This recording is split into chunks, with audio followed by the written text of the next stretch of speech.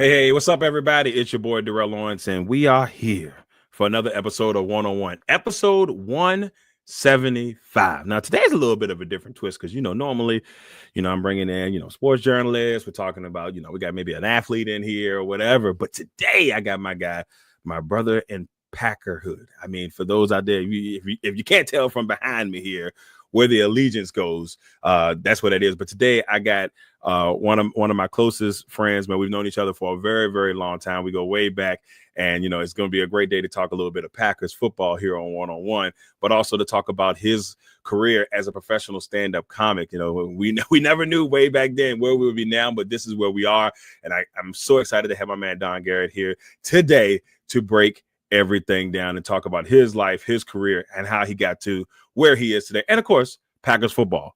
With that being said, let's go ahead and get into it. Episode 175 of 101 starts now. One.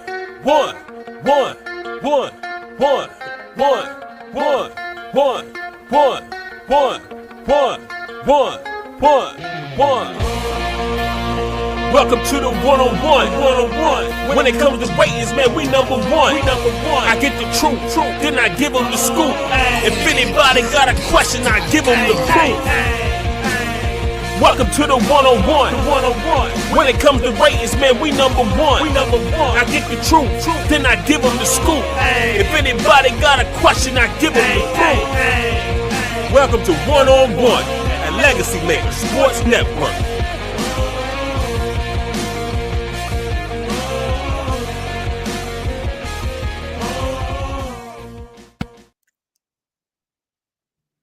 Hello, ladies and gentlemen. You have entered the room for episode 175 of 101 here on the Legacy Maker Sports Network. And of course, Aaron on the amazing Bowie Television. Well, look, we are so excited today to be here for episode 175, 25 away from the 200 mark. Started this bad boy so long ago during the fantastic COVID years. But now we are here today. Now, with episode 175, I bring on my man, who is just like myself, a Packer enthusiast, but more importantly, an amazing professional stand-up comic. My man, Mr. Don Garrett. How you doing, brother?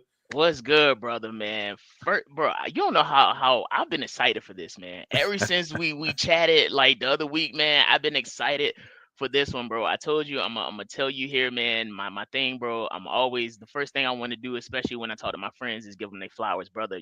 I'm proud of you. Now, what people don't understand, though, man, is that, bro, we've been friends since 14501 Hancock Village. You know what I mean? Long time, baby. 09. 09, bro. 09. That's spanning like all those years back and stuff like that, man. And what I want you to know is, one, I'm proud of you, but two, I'm thankful for you, because to have friendships for that long nowadays is kind of rare. So thank you for always being a real one, bro. And third, man, go Pack, go. You know what I mean? I mean, you already know. You already know it's green and gold for life. I mean, you already know, man. That's what set we banging. That's just kind of where we stand. I mean, like I said, we will get into the Packers in just a little bit. But before we get in that, we're going to start off with the most important part of the show, and that is the check-in.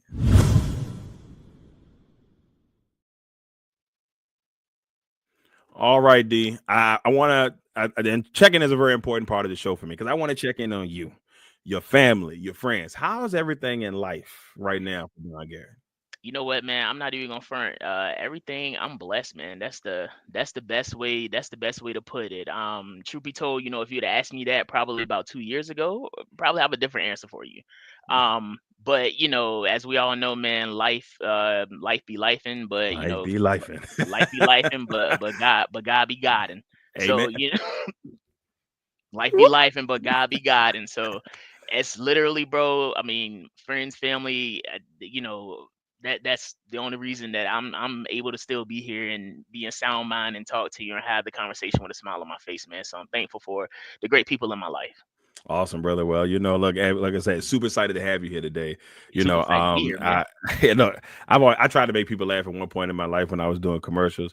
People say, "You stand?" I said, "No, I don't think I got that much time." What, you kidding me? That's not my lane. That's not my lane. But the amazing Don Garrett, that's his lane, baby. You kidding me? You were the first shining example I had, man. Like when I was over there at Wood Forest, man, and then I saw you, bro. I knew you went to Bentonville. And then the next Right. thing I know, you know what I mean, you on stage with Reese Witherspoon, and I was like, yo, I said, It's crazy stuff, isn't it? this man's a star. And bro, literally, after man, that's the day. That was the day I knew. I was like, all right, bro. I was like, Darrell. I was like, Darrell about to be about it. Like Darrell is about it here amongst the atmosphere, like the stars and stuff like that, bro. That was the day that I knew.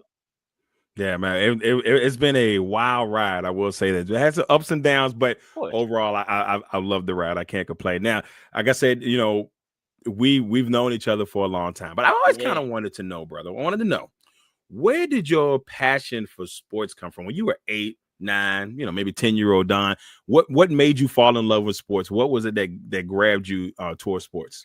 Believe it or not, though, man, it was two things, to be honest with you. Two things. Just sports in general, you know what I mean? My favorite player of all time of any sport, rest in peace, the GOAT in my eyes, Kobe Bryant. You know what I Kobe. mean? Kobe. Kobe. Kobe, bro. I'm 5'8". You know what I mean? In my mind, I'm a little bit bigger. You know what I mean? But in my mind, I'm a little bit About smidge bigger. 6'5". Yeah, give or take. Yeah, You know what I it's mean? 6'5". Give or Yeah, take, 6'5". a quarter. You know, Yeah, but look, Kobe had me shooting turnaround mid-range jump shots, man. Like confidence. confidence is on 1,000, bro. Like, yo, and like I'm talking about, I'm shimmying, I'm shaking, I'm leg up. You know what I mean? Kobe, bro. Kobe. And then from watching that, man, I just really started to resonate with like his grind, his work ethic, his he wasn't he wasn't keen on being the most popular. You know what I Right, mean? He didn't care about being liked. All he cared about was being the best that he could be at all times. You know what I mean? And so right. that's all I care about. You know, is always being the best that I can be at all times, of course. And the second thing that made me really love sports, man, was the first time I saw Brett Favre hand the ball off to Dorsey Levens. My man Dorsey Levens. Dorsey Levens, Got him. Oh my God, Dorsey Levens. I had game day 98, bro. Hey, Game Day 98. Oh, Game day wait. 98. Now, was that Game Day 98 is the one with Favre that is on the cover, right? Or is that the one with Elway's on the cover? That was the one with Elway. Okay. The one with Favre, I think, was a quarterback club that year. Quarterback Club 98. Yeah. Okay. Quarterback club. But it was Brett Favre handing off the Dorsey Levens, man, and then like the juke move cheat that they had in game day, you know what I mean? And then you end up with a hamstring injury. I loved it. So I was like, man, I want to follow this team and get more into this, man. So like that's how it happened for me, bro, as a kid. That's how I got drawn in.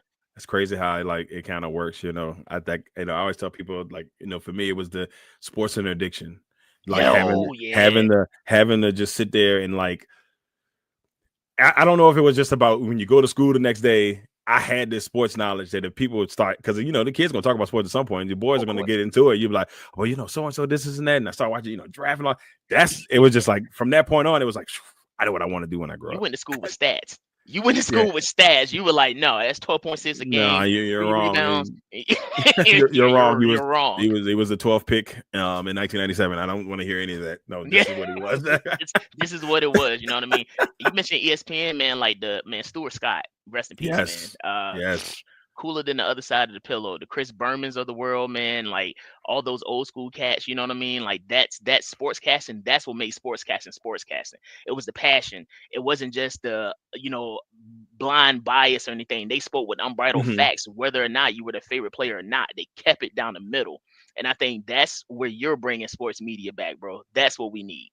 Yeah, and that's always been my way. Like, especially like with guys like I said, Stuart Scott, you know, the Rich Eisens of the world. Those are the guys, you know, Dan Patrick's. That's who I fell in love with. That's what made me want to say, all right, I want to do it. And that's the one thing I love about this industry is I've had a chance to run into a few of those people. You know, I got somebody coming in a couple of weeks, Mr. David Aldrich. Man, is on here to finish up. You got DA, bro? I got DA, baby. So yeah, DA's on here for the final, our interview finale before we head into the power rankings for the year. So he's our interview finale on episode 178. So be on the lookout for DA, baby. Congratulations, brother. That's major, bro. Yeah, that's DA, major. And that's the thing. Like, if you're a 2K fan, and all that stuff, he's like, this is DA, you know. And I knew, you know, and DA from ESPN and of course TNT, but like, you know, for those who are, you know, 2K fans, if you're a game head, it's like, yo, that's David Aldridge. I know. You know, and it's cool. And then I've known Aldridge for like 7 years, and I finally got up the courage after 7 years to be like, hey, DA, you come on my show, man. And he was like, no problem. I said, whoa. Hey, DA. But you know what? It wasn't even that much courage. That was a respect thing, bro. Yeah. That's a respect thing because when you have cats that you respect, idolize, even, you know what I mean. When you approach them, it's almost like that giddy feeling. You're like, yo, like Is I he gonna want to. say yes? Is he gonna say Yeah, is he no? gonna say yes? Is he gonna say no? You know what I mean? And then when he does, bro, it's like the elation that comes over you when you get that yes, bro. It's like no other, dog. That is gonna be a powerful episode. Yeah, I'm pumped up about it. Just a Yeah, little bit. yeah. But I'm now, for you. we'll get back to this greatness that we have here in front of us. Take me on a journey, man. I want to know when we left old Hancock Village and you decided to walk away from that point on. How did we get to this point? How did we get to the professional stand-up comic that you are now? What was the inklings? I remember the podcast you had back in the early days and all that good stuff. Yeah. But just kind of give me your journey on how you got to this point right now. This point, man, that I got to, I'm actually gonna name two names that you know very well. Lena and John Brown. Oh, yes, I know both very well. Yeah. Shout out to Lena and John. Shout outs to Lena and John, man, the whole family. And I was so, man, I got to tell this story actually in front of them when I did the Funny Bone a few years ago. Mm-hmm. And so, man, it made me very proud, to let them know that, because I guess they always thought I was, BS. I'm like, nah, this is for real. You know what I mean? So we in their kitchen, man. It's Memorial Day 2015. And man, we in the kitchen, man, we cutting up, we cracking up, you know what I mean? We just having a blast. And everybody in there was like, man, you need to do stand up. And me at the time, it's 2015, Darrell. Me at the time, and mind you, I didn't start stand up until 2017. Right. So 2015, I'm like, oh, I don't got no jokes. What y'all mean? Like, I can't. I ain't got no jokes. Yeah, I ain't got no jokes. What you mean? I know can't what just you're go talking make up stuff. You know what I mean? What? I can't do that. And so fast forward that year, same year, man, 2015, December, I moved down to Charlotte, and where I'm currently staying, been here over a decade and stuff, man. And so time flies like crazy. Crazy, man. And so, bro, I get down here, I'm working a job, I got my team, my coworkers, they're like, you need to go try stand up. You need to do stand up. So I came home, man, and I sat on the floor, and that was like probably one of the really only times in my life where I really just looked up to God and I said, okay, I hear you. I hear you, and I hear you loud and clear. Because you know how a lot of times we run from the message that is bestowed upon us. Yeah, we go like the Flash, bro. Barry Allen in this joint. You know what I mean? And so, man, after that, I called my mom, and she was the first person I told. And I was like, I'm going to try this stand-up comedy thing and see how it goes. And man, Darrell, 8 years later, bro, best decision I ever made in my life, man. Oh, man, that's crazy. So how I ended up here is all thanks to John and Lena Brown. That's awesome. That's awesome, man. And John and Lena, I know John a little bit more, but I do know Lena, and it's so crazy because JB, man, one of the best guys, man. He's always been one of those good people, man. So shout out to JB and then Lena. He has, man. And like y'all were two of the first cats that I met when I got to the Wolf Forest in Hancock Village, man. So like you, John, Greg. Greg, Clyde, probably. Clyde, yeah, bro. Man, it was, Philip. It was so many cool cats that, I met when I got in there. You know what I mean? And so like y'all was funny cats yourself. So you know what I mean? Coming to work and stuff, and man, watching y'all interaction and then getting to know y'all and having banners and all that good stuff, man. Like y'all was some funny cats too, man. So like literally that whole kind of that pocket, I didn't know that would be setting me up for what we do now. Isn't it crazy? I mean, it's so funny. Like there's a lot of times I sit back and I miss that group, like that. Like, I mean, we all on social media and stuff, but going and just, you know that somebody was going to cut up. If you saw Clyde or you knew it was going to be a show. You knew it was going to be a show at some point because somebody was got crazy on the walkie, or they were going to do some crazy stuff in the store during the morning meetings. It was always something. Always, so yeah, I miss that group of people, man. Like, I mean, like I said, we're still connected through Facebook, but the everyday interaction is sorely missed. Yeah, man, it's sorely missed. Yeah. Now, obviously you've been doing this for a while now. And was it year before last you had your stand-up special, man. Tell us a little bit about that. I was so pumped up. He was like, it's dropping. Now I ain't gonna lie to you. I love comedy. I'm a big stand-up. I go to sleep listening to comedy specials. Yes, sir. People are like, yes, what? Sir. I'm like, no. I said Tom Segura, Yeah, The yes, Dave Chappelle's of the world. Whatever. I'll sit there and listen to stand up comedy all day. yeah, I yeah, love it. If they when they had the radio station, they got the radio stations on XM. I'm in there. yeah, yes. So for me, it's just like when I found out you were doing, I said, man, I'm gonna support when I can, Thank you. and it's just so nice to see you when it dropped. I remember I went and downloaded the Dry Bar thing. I was like, I got to get this free trial Yeah. because I got to check out my boy. And I went up in there and I sat up there, got the free trial. Yo, I think I had it for. I know I had it for a month. I had it for at least a month, but I got the free trial initially. Paid for it once. Got to see you do your thing. I was like, I'm good. That's all I cared about. I wanted to make sure I saw you, and you killed it, man. I was so proud. So look at my man out here getting it in. What was y'all at for? Y'all was in Charlotte for that one? no, man, we actually filmed that out in Utah. That's right. I thought they had a main base out in Utah. That's Yeah, cool, yeah. man. We filmed it out in Utah, man. So I got the chance to go out there, man, and shoot the special. And be honest, on the flight over there, man, everything was playing through my head. Hancock Village, like coming from originally from Drury, Virginia, and then living in like Mhm. the Richmond area, man. So everything everything leading up to that moment was telling me that I wasn't supposed to be there. Right. And then I'm landing and I'm walking through the doors and I'm like, yes, I am. Yeah, man. Yes, I am. Your confidence was great. I was like, he's here for it. This is him. This is his time.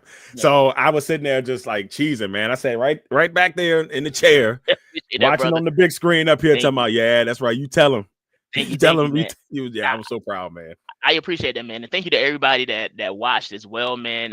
You know what I mean? Like y'all had took the special from number 10 to number 3 to number 1. Yes. So all because thanks to y'all, bro. Like I that wasn't me. That was all y'all. So thank you guys, man, for just supporting and just what I mean, everything. Man, I can't tell you what that means to me. Thank you. Oh, man, it was great. I was pumped up. When you posted that you was number, I said, that's my guy. Let's go. All because of y'all, man. So hyped. Y'all. All because of y'all, man. Literally. Well, like I said, obviously, you're still in the game and doing really good things. So can't wait to see what else you got coming up here in the near future. Now, let's talk a little bit about our boys. We let's talk. Gotta talk about the green and gold here. Because so the way the last season ended, I wasn't wasn't too happy about that. And that's the thing. That's the thing. So last season, obviously, the Packers went through a lot of turmoil. It was a lot of like weird, iffy type of stuff. We saw a team that started out the season, had the champs a little bit on the ropes, and let the champs get back in it. Then Jordan gets hurt. Malik comes in and wins 2 games while Jordan is back. Jordan seems to rush back so Malik doesn't take his job. That's what he says. That's the way I felt. Yep. And it felt like he rushed back when I'm like, yo, take your time. Malik's handling things. And it was just a bouncy, up and down year. You get into this playoff game against the Eagles. And even though the score said 22-10, they had plenty of chances to win that game, plenty of chances to make things happen. And it just didn't. So before I get into your outlook for this season, what were your overall thoughts of last season?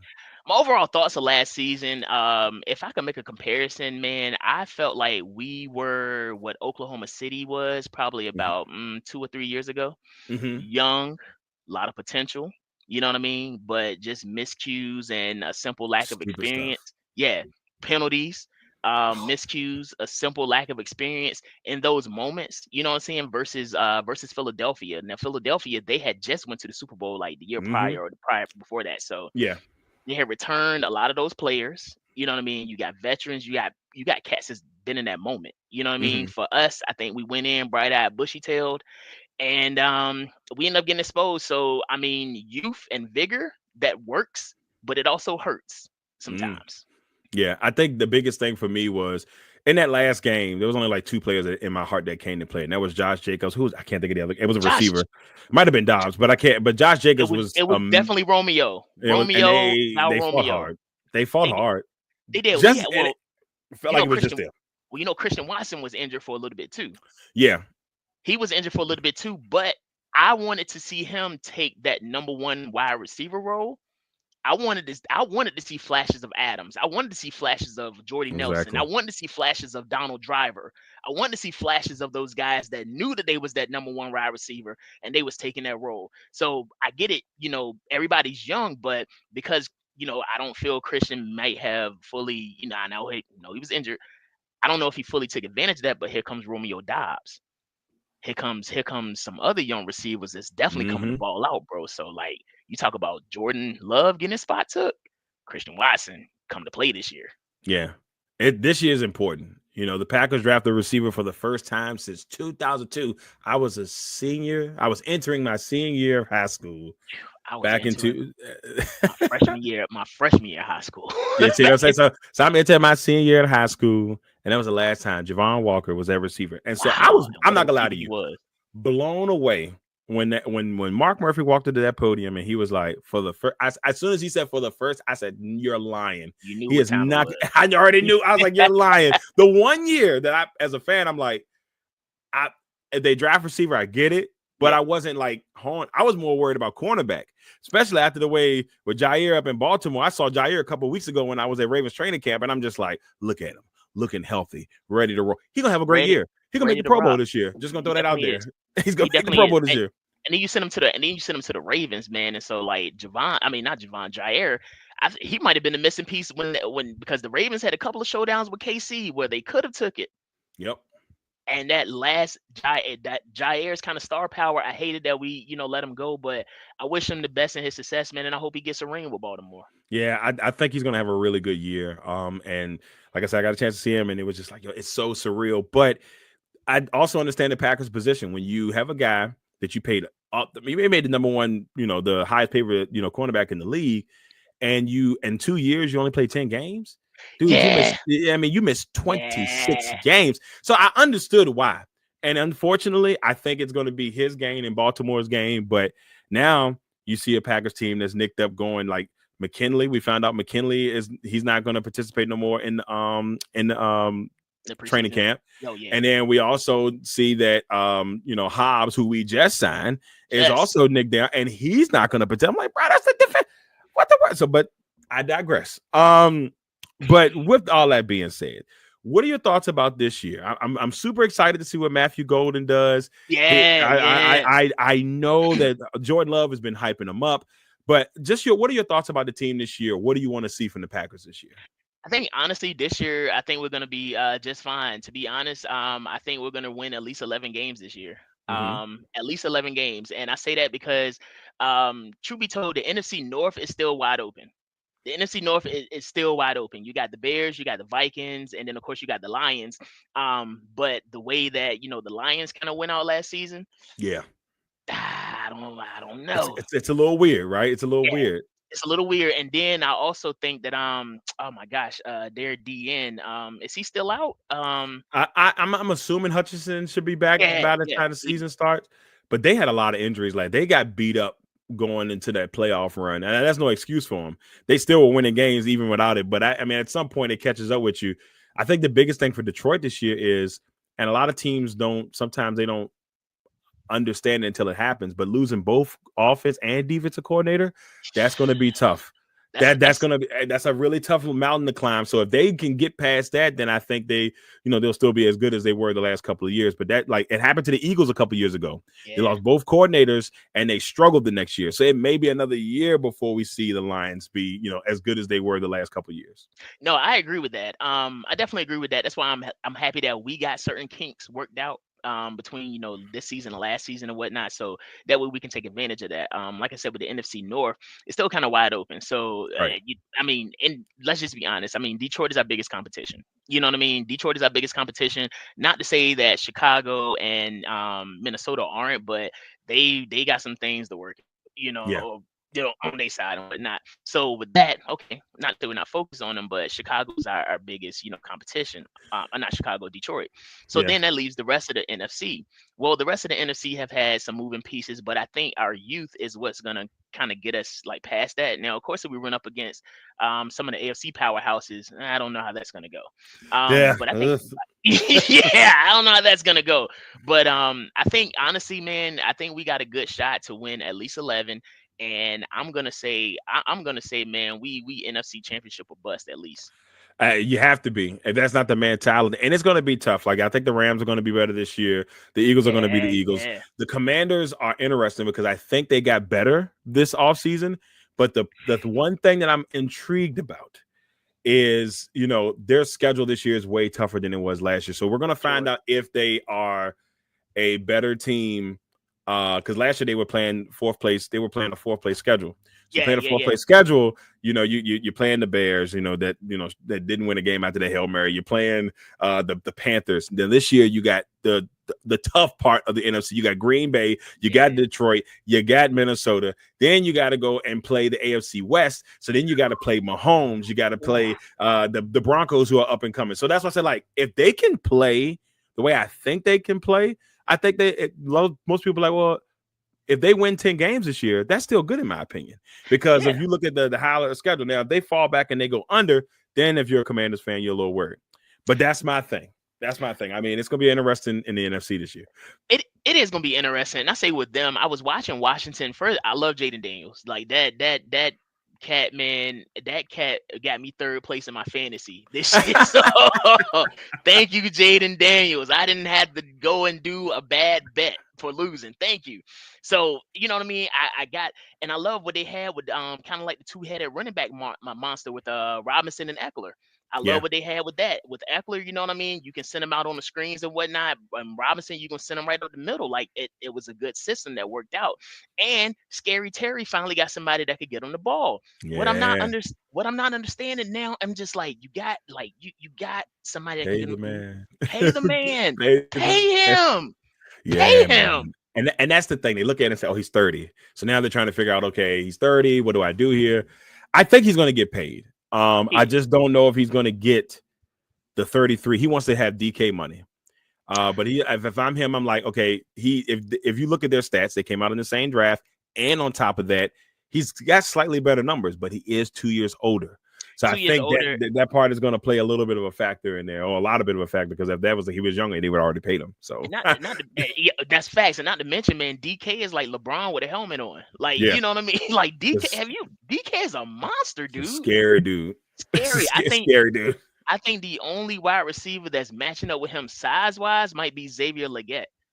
Because that's a big boy too. But DK coming out of Ole Miss, DK a monster, man. And like that big man, it's like shades of Calvin Johnson. Calvin Johnson was 6'8" and was beating triple coverage down the field on streak routes. Well, DK's doing the same thing.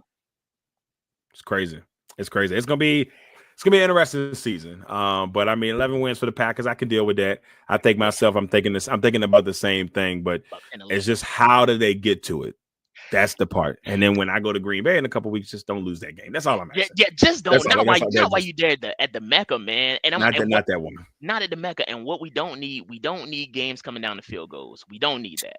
That happened way too much. It did. Cardiac kids, they tried to be like, don't do that stuff, fellas. Beat up on people. That Chicago game came down. Yeah, I'm sorry to remind you, but that Chicago game. Both Vikings games, both Viking games, they let them get like a 25-point lead and then came back and almost won both games. And I'm like, all right, y'all, we're not doing that. And then they did that. That's how they played. They hung in with Detroit in both. Well, the first one was a little ugly. The second one in Detroit, they hung in, but it wasn't enough.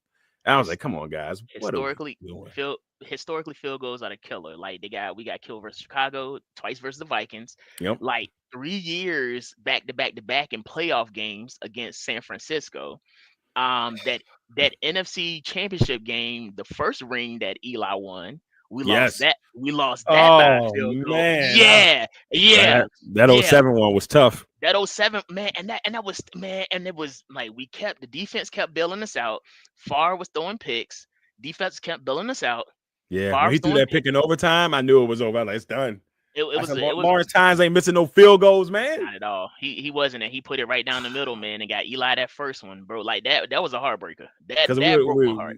Being the 1 seed, and that's happened to us a lot too. Being the 1 seed, we were 13 that year, and falling apart as a 1 seed is crazy, and it's happened like a couple times under Rodgers, quite a few times, like a few times under Brett, and it's like second round versus the Giants. Hakeem Nicks was cooking us. Oh man, I forgot Cooking about us.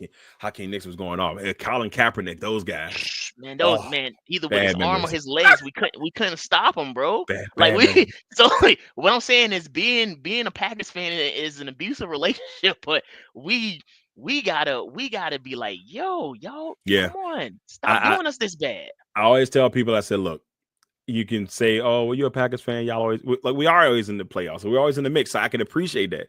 It could be Yeah. worse. It could be worse. But the one thing is, I said, if you go back and look at heartbreak for a team, probably in the last 20 years, I can name like quite a few like high register ones. T.O. Cotty, which Jerry Rice fumble before that, but I'm not even gonna get into that. The Yeah, T.O. one, the Freddie Mitchell, I love my hands, bad boy. The NFC yeah. Championship game when Basket, we was up 19-7 with 5 minutes to go. All we had to do was just protect the football, but no. Couldn't do that. And the Arizona game, both Arizona games, both Yo. Arizona games. The first one when we saw Aaron and them come all the way back, and then he got hit and he fumbled, and Arizona picked up and scored in the highest scoring playoff game ever, which I believe is still the case. Yep. And then against Arizona a couple of years later, when all our receivers were broken, everybody was hurt, and old Jeff Janis caught the Hail Mary. And then on the very next play, Higgum Larry Fitzgerald going 500 yards to get down the field. That's the type of stuff. On a slant route. On a slant route. I mean, Clay Matthews jumping around, can't catch. I mean, it was hard to watch. And that was like the first play from scrimmage after the overtime bill. First play from scrimmage, Larry Fitzgerald galloping 77 yards. I sat there, just was like unbelievable. But that's why I say y'all people always say whatever, but I'm like, that's when the Packers lose in the playoffs, they lose ugly. It's never a pretty thing. It's just, I guess you could say any playoff losses is ugly, but no, these are just like, what the world? Why? Listen, these are the ones, all those losses, I've dropped my head in my hands and I've wondered why. You know what I mean? Why? Like, why is this happening to me? 25 points. Why? I think the only things that have swung in our favor for real were, of course, the one, the Super Bowl that we won versus the Steelers, and then that when Dez Bryant dropped that, they caught it. Yeah, you caught it, and they called it. But we got the karma the next week and losing to Seattle, so it was just like, and that's all I kept thinking about when it was happening. I said, "This karma." I said, "This karma for them letting them." I said, "I don't know why they thought this was okay, but we got one, but the one that we should have got, we really lost that one. That's the one. I would have rather had that one. Well, I'll look at this before we move on, but like Dez Bryant on that play, I thought he caught it. I've told many Cowboys fans that always bring it. I'm like, I thought he caught it. I was already thinking about, okay, we got 4 minutes left and we got Aaron Rodgers. We're in good shape. We're down, but we're in good shape. So when all of a sudden they started talking about it, I was like, they're not going to overturn this. And they did. And I was like, I don't condone it, but I'm not going to be upset. and after that is when we started getting more rules about the you know what I mean? You gotta have full control of that thing, because if you're juggling, that's Green Bay's fault. The trying to figure out the catch, and then also the Hail Mary in that Seattle game during the season when Jennings made the interception, but they said that the tie goes to receiver, but he had way more possession of the football. He did. We're not gonna go through too much more trauma. Let's go to a positive note. It's time to go to quick ones, the Don Garrett edition. Let's go.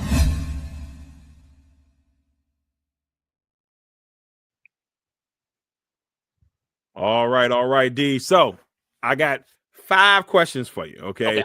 Let's go.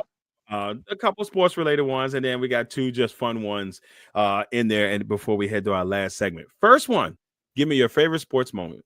Favorite sports moment, man. Watching the Lakers win that first one. When I was in like 6th grade, when they played it was the Indiana Pacers. And they beat them in, I think it was like a 5-6 game series or something. So that was my favorite one. That was my first Lakers championship that I watched.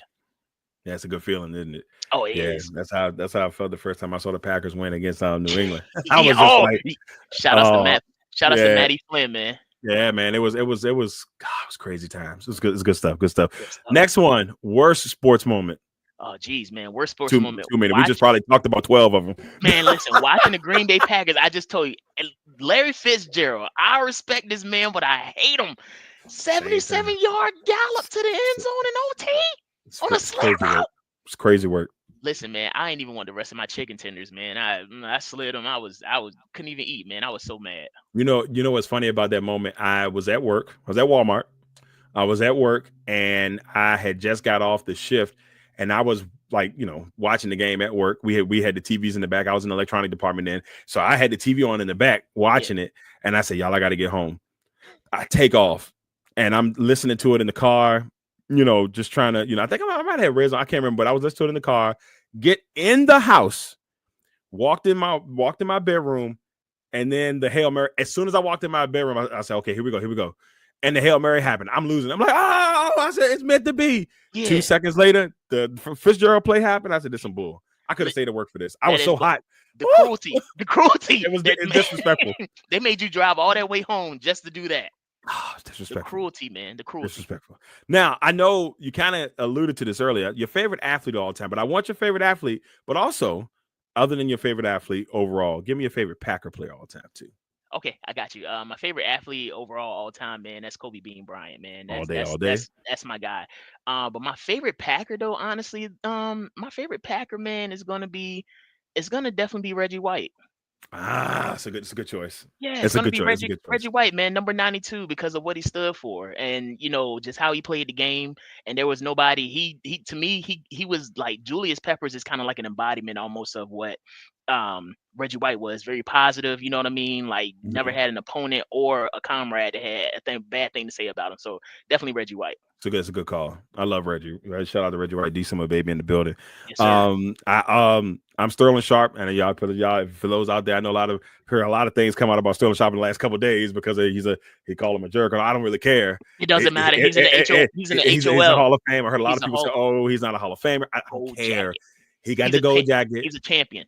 That's right. He gave it to his brother, and that's cool too. All I care about is my favorite player. The reason why I'm a Packers fan is in the Hall of Fame. Mr. Next one. Give me your top 3 desserts. Oh, and then just name one you hate. Man, top 3 desserts. All right, I just had one last night, man. Cheesecake. You can't go wrong with cheesecake. No, you cannot, man. I'm a cheesecake fanatic, man. Like New York swirl, strawberry, cherry, anything like that. You got me. I'm there. I'm there. Then of course, man, being a Virginia boy, man, I love my banana pudding. You know what I mean? Okay. Love my banana pudding, bro. And also, it's kind of a tie for the third, but I'm gonna say red velvet / carrot cake. You can't go wrong, bro. Okay. I can't be mad. Can't be mad at that. And then name of the dessert you hate. You're just not a fan of. I hate baklava just because I hate the name. I've never even had it. Yeah, like baklava is disgusting. Like, why is this on the menu? This sounds like a terrible disease terminal. It sounds miserable. And when you said it, my mouth dropped. I was like, "What baklava?" But we good. Yeah, we good. I'm good off of that. Last one. This one's gonna be the fun one. You are having a cruise ship comedy show, and you get to choose 4 comedians, dead or alive, of your choosing, to be on your comedy show that you're producing. Who are those 4 comedians? All right, man. That is a great question. I'm gonna have to go those 4. I'm gonna start off, man, with one of the goats, Bernie Mac. Yes. Got to start off with Bernie, man. Because Bernie was a comedian's comedian. You know what I mean? We love, comics and things, but Bernie was a comic that all comics respected, loved, and looked up to. So Bernie was definitely a comedian's comedian. It's a good one. Yes, sir. Number 2, man, Dave Chappelle. Yes. Gotta take Chappelle. To me, he's the GOAT currently. You know what I mean? He's got it. And it's not even his humor, it's the way that he educates you while he's making a joke. Right. So that is amazing. Number 3, I'm gonna go with Richard Pryor. Gonna go with Richard Pryor. Pretty solid lineup so far. Man, I'm just listen, bro. I tell you, I'll be watching, man.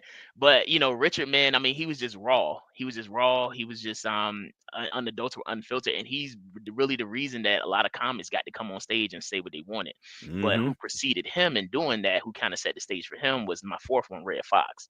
My 4th one, Red Fox. Red Fox was his comedic timing, whether it was TV, whether it was stand-up, he was so unapologetic. He was brash. He was just like, all right, I'm gonna say what it was. And he could be cussing you out, and you could want to be mad at this man, but the way that he's like coming at you, it's gonna make you laugh. He probably be Right. the only person that could tell me about myself, and I'm gonna laugh at it. So, Right. those would be my four, man: Bernie Mac, Dave Chappelle, Richard Pryor, and Red Fox. I ain't gonna lie to you. I can't wait to go on that cruise. That cruise gonna be fire. Bro, listen, Comedy cruise gonna be fire. You're gonna need two stomachs for all that laughing, man. be like Eddie Murphy and Nutty Professor. All right, everybody. That was Don Garrett's quick ones here on 101, and we're gonna finish this thing up right with Leave Your Legacy.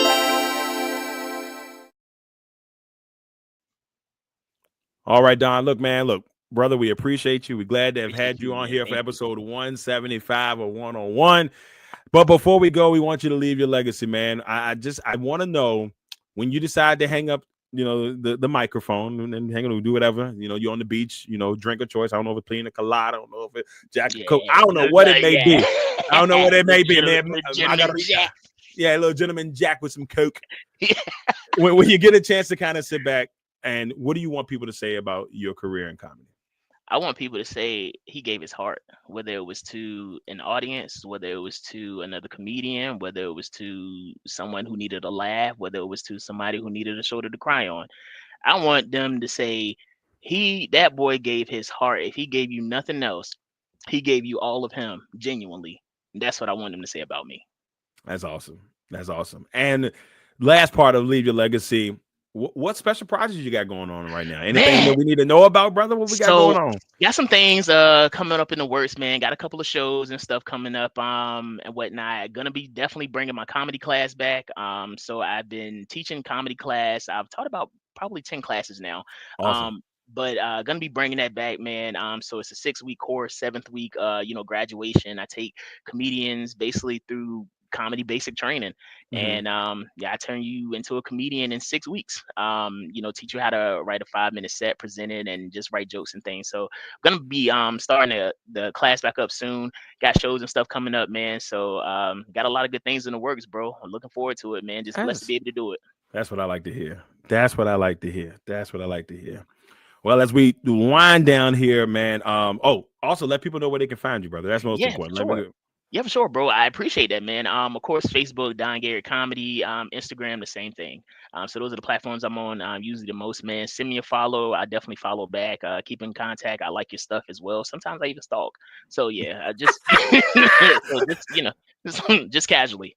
Yeah, and for those who don't know out there, the legendary DJ Tanner one time used my man's sound in a video. So I was just like, I was hyped when that happened. I said, oh, that's DJ Tanner, baby. Bro, I fanboyed so hard when that happened. I couldn't believe it. I was like, what DJ? Like America's first week? What? That, bro, for me, oh my god, fanboy! I fanboy so hard, man. One of the greatest moments of my comedy career. That's awesome.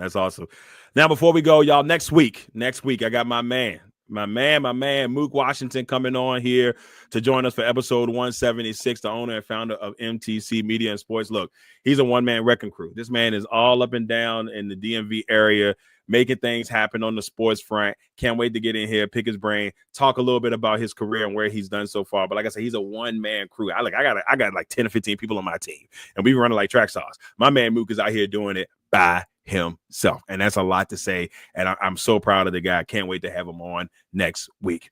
All right, everybody, that's it. Episode 175 of 101 with my guy Don Garrett. Don, once again, brother, we truly appreciate you coming on with us to talk a little sport and, of course, talk about your comedy career. Brother, thank you so much for having me, man. Listen, God bless you. I'm proud of you, bro. Keep going, man. I'm watching. I'm rooting, bro. You got it. Awesome. That's my man Don Garrett. Y'all make sure y'all check him out. See you next time if you're in the Charlotte area. Hopefully soon in VA, because I can't wait. I'm coming. When he come to VA, I'm running up in that bad boy.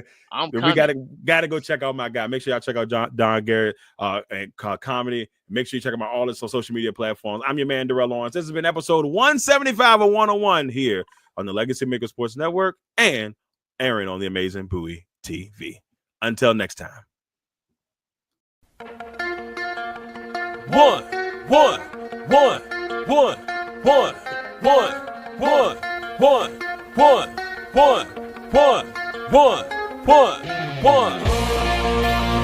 Welcome to the 101. When it comes to ratings, man, we number one. I get the truth, then I give them the scoop.